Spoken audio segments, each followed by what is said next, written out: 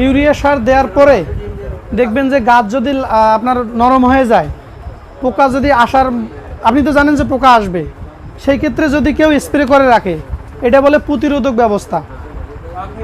হ্যাঁ, অগ্রিম, এটা বলে প্রতিরোধক ব্যবস্থা। আমরা সবাই কি করি, এই একটু গল্প করি। সেদিন ওই আমি হোসেনডাঙ্গা মিটিং করছিলাম, ওইখানে আমি এই কথাটা বলে গেছিলাম যে রোগ লেগে গেলে ওকে তাড়ানো মুশকিল, কিন্তু আমরা যদি আগে থেকেই এর ব্যবস্থা গ্রহণ করি তাহলে না লাগার সম্ভাবনা বেশি। পোকামাকড় ঠিক তাই।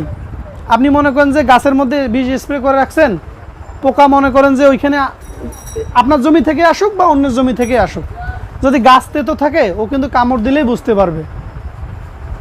আপনার জমিতে মনে করেন যে পোকামাকড় না লাগার সম্ভাবনা বেশি থাকবে, মানে রোগবালাই না লাগার সম্ভাবনা বেশি থাকবে। এখন ইউরিয়া সার দিলে গাছ নরম করে বা গাছকে সবুজ করে 3-4 দিনের মধ্যেই।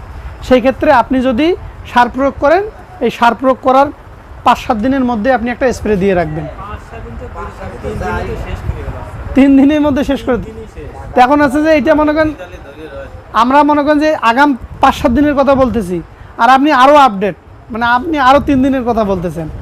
তাহলে ইউরিয়া সারের সঙ্গেই যদি আপনারা একটা দিয়ে দেন, একদিন পরে যদি আপনারা স্প্রে দিয়ে দেন। আচ্ছা, এইখানে একটা কথা বলি, কাজ করবেন আপনি, পরিশ্রম করবেন আপনি, আমার তো বলতে সমস্যা নাই। আচ্ছা, একদিন ইউরিয়া দিলেন, পরের দিন আবার মনে করেন যে আপনি স্প্রে দিবেন, তাহলে আপনি নিজেই বলবেন যে এত কিছু করা কি আমার পক্ষে সম্ভব? আপনি নিজেই বলবেন। আপনাদের সঙ্গেই তো থাকি, জিনিসগুলো জানি বুঝি যে কত করবো রে বাবা, তাই কি না? কিন্তু করতে তো হবে, কিন্তু আপনারা যেমন এই নিয়ে আপনাদের ঘর সংসার, কৃষিকাজ নিয়েই তো আপনাদের ঘর সংসার, তাই না? আর আমরা মনে করেন যে আপনাদের সঙ্গে ঘুরে থেকে একটুকে আপনাদের কাছ থেকেই শিখেই আপনাদেরকে এই বিষয়গুলো আপনাদের জানানো।